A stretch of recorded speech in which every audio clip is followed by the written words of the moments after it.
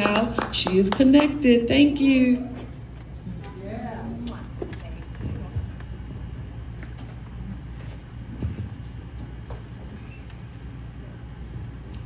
All right, good afternoon, everyone. Good afternoon. So I should have included it in my bio. As Reverend Stewart said, I am a relative of Thomas Mundy Peterson. He was my grandmother's great uncle. So we are connected. He's a distant uncle of ours.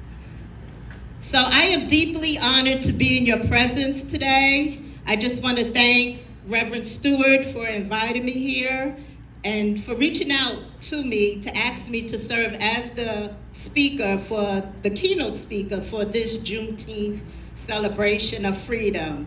And thank you all for welcoming me for this powerful moment. Now, my face may look familiar to some of you.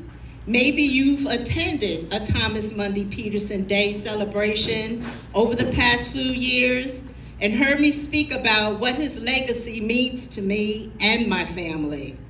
Or maybe you were here for last year's Juneteenth celebration when I spoke on the importance of voting and how your vote is your voice and why both are important and that they both matter.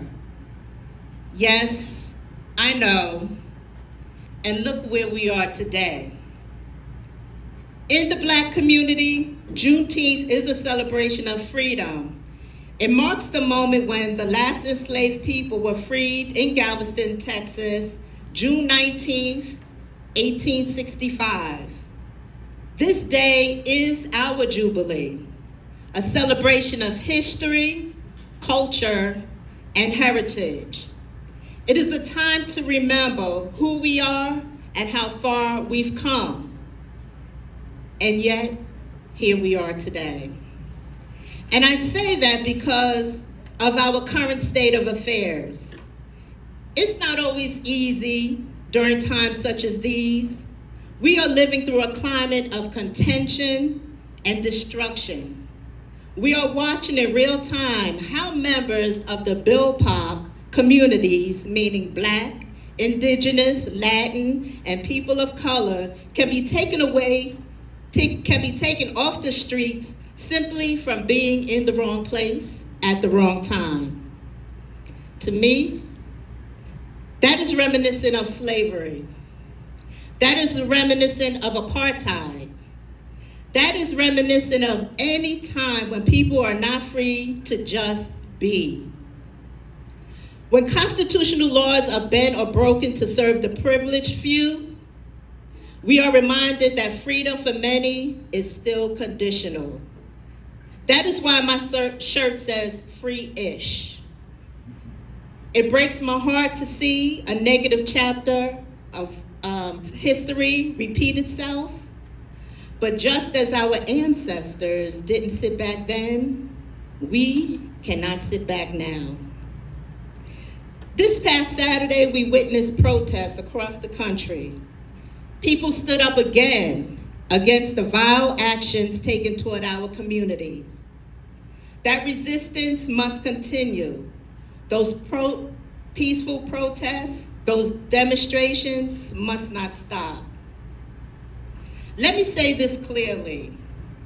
America is a nation of immigrants. But every illegal immigrant does not reside in the BIPOC community. I'm going to let that sit with you for a moment. Every illegal immigrant does not reside in communities with people of color.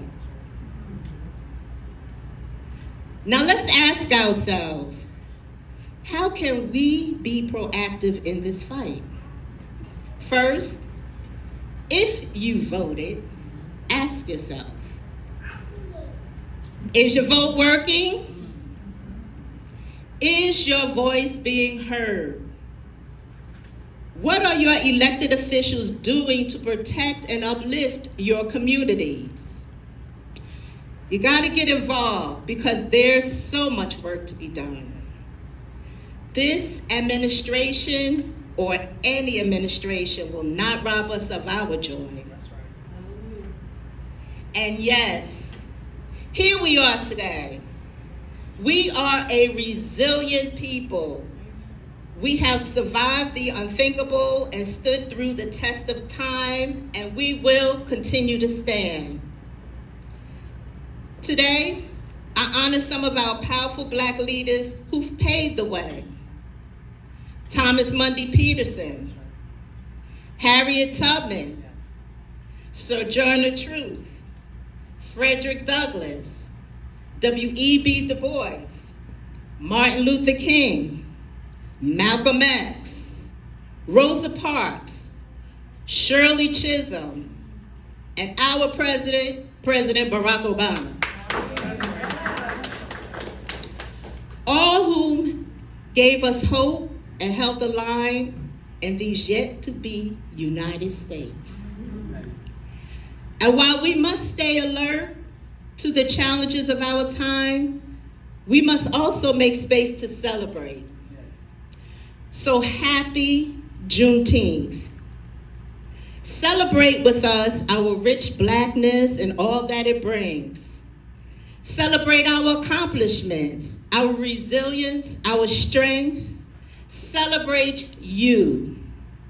Because this is the day that the Lord has made, and we will rejoice and be glad in it. Thank you for listening, and God bless you.